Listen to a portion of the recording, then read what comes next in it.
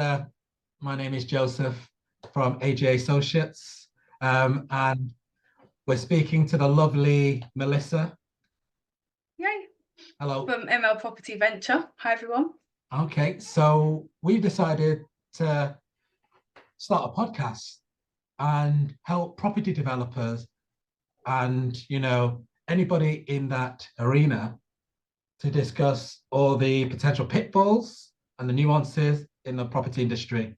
Okay, so what do you think about that? That's Yeah, this is it. I think there's definitely a need for it. I'm sure you're the same. I have some of the same conversations over and over again. I have landowners come to me and literally, yeah, same questions. So yeah, I think it is good that we kind of get somewhere where centralize it and give everyone the answers to their questions, really.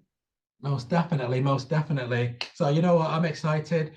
At the end of the day, we've had various conversations about Mm. starting some sort of podcast about to reach out to people in the property industry. And due to all sorts of commitments and running a business, it's just not happened.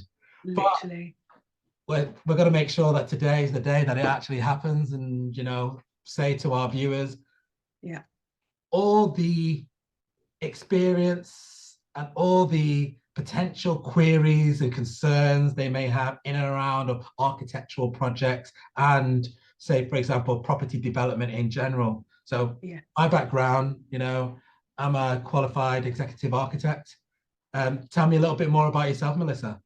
Yeah, so ML Property Venture, we kind of started focusing on finding sites, well, finding properties for investors. And as time has gone on, we've started to find sites, mainly in Essex, but that seems to even be kind of branching out as well. So we have quite a few sites at the moment. And we speak to you about them. So sometimes we have landowners who have sites that don't have planning. So then we speak to Joseph's team and kind of take them through. Sometimes they want to sell with planning, and then we work with people, we work with buyers who are looking for those types of sites. So yeah, a lot of our work I feel is quite connected, really. Most definitely. So Melissa said that perfectly. So once Melissa used to have a chat with myself, Joseph from AGA Associates, what we typically do, we take contentious planning applications and then discuss with the local authorities, liaise with them, move them forward until there's some sort of planning decision. And then we progress it further in order to do the project delivery. And this involves coordinating with a wider team from architect, the planning consultants to project managers to say party wall surveyors, mechanical engineers, civil engineers, and also we have a framework of contractors. So we have a framework of 50 contractors on our framework, and say, for example, we would tender out to them for each project. We've worked on over 1,000 projects to date, and typically we would also put together the contract administration to make sure that the owner, the client, and the contractor have a formal building contract together to make sure that the project is completed, with a commencement date and completion date, as well as a breakdown in regards to the scope of work, and as well as the quality that will be integrated in the tender package that will also be provided for building control if needs be, or the tender pack for the contractor to provide an adequate breakdown. So that's just a quick synopsis Wow. of the type of projects or the type of works that we do. But we specialize in things from commercial to residential to hospitality, even to healthcare and community centers. So it very much varies. And typically we Can I have ask? we have a lot of scenarios whereby clients may only have a certain amount of funding for a particular type of project. And then we will engage with them with a funding associate in order to get more funding, in order to do bigger projects and just think bigger, think bigger. So that's a little bit more about us, Melissa. Amazing. So can I ask, just because you do cover quite a few different areas, do you have a favorite? Do you prefer one type of project over another? The project that pays on time.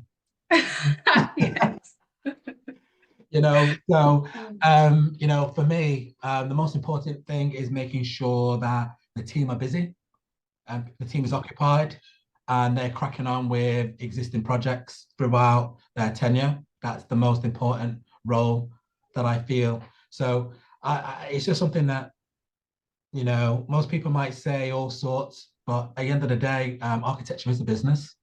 Mm. And the majority of the time, we have to make sure that we're putting projects on a conveyor belt and taking the client on a journey and moving them from A to B in a seamless manner and in a highly immersive manner as well. Because sometimes you might have some clients that are highly well versed in this, and then you're going to have some clients that are inexperienced. But irrespective of that, we will still follow our standards in order to, move the project from inception to completion, all dependent on the scope of works for varied particular type of projects. Of course. Wow. So a common question I get asked actually is on budgets and how do I, so when I present someone with a project, we talk about timelines and we talk about budget in relation to those timelines. So how do you kind of ensure that, so we got some screen sharing going on. Okay, this is good. Oh, fantastic. Okay, so you did mention about budgets, and we are huge advocates in regards to budget control. So Mm. there's various ways for us to set up some sort of like budget control in regards to the type of tender packages that we control that we provide, for particular stages within our scope of works. And what this will do, it will give us a good understanding of, say, for example, wall, floors, or ceiling packages. That's just to give you, an example. And we would get a good understanding of the breakdown because we will be providing schedules, manufacturing information, specification, the design intent, as well as, say, for example, say, various different aspects. Yeah, bear with me. Yeah. Yeah. Okay. Bear with me. Let me just send that.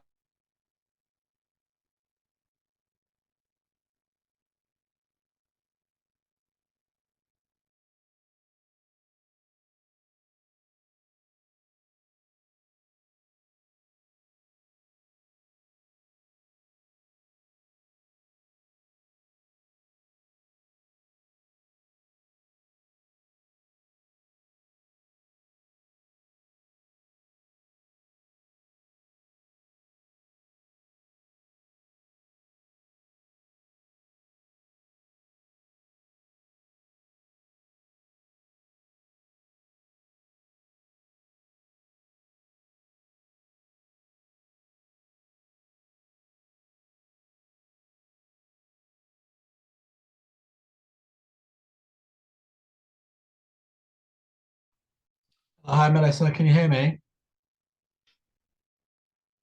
Yeah. Hello. So let me share my screen again. Yeah. Bear with me. All righty then. So, in regards to budget sorcery, there's various different ways of achieving this goal. The the main thing is just project management in relation to this and coordination. So ideally, we always like to be quite pedantic with our tender packages that we send to prospective contractors that are on the framework. And we would be expecting like a detailed breakdown of, say, all the various schedules that we have within this tender package. So we know exactly how much it's going to cost. And as you can imagine, sending any project to a group of contractors is almost like going to Asda, Waitrose, or Lidl. Yeah. They're all going to come back with different prices for the same scope of works that you sent them, right? So ideally, we need to guide the client and say, look, listen, I know this particular individual might have a high construction cost here with labor, all right? But this guy might be a bit too low. The market value for this is X.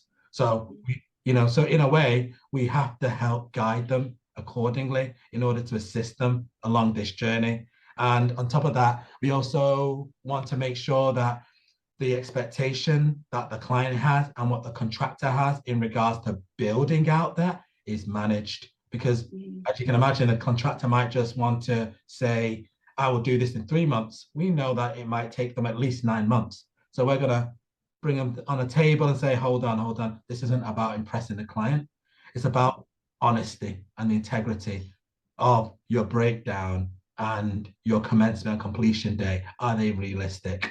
You know, because we worked on quite a lot of projects. So when we hear something that's a bit off, we can turn around and say, yeah, we do not feel as if it would take you that long, or you can deliver it that quick. Okay. That's interesting.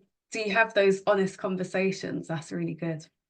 Yeah. So the most important thing is just having a candid conversation, as we like to call it, highly candid.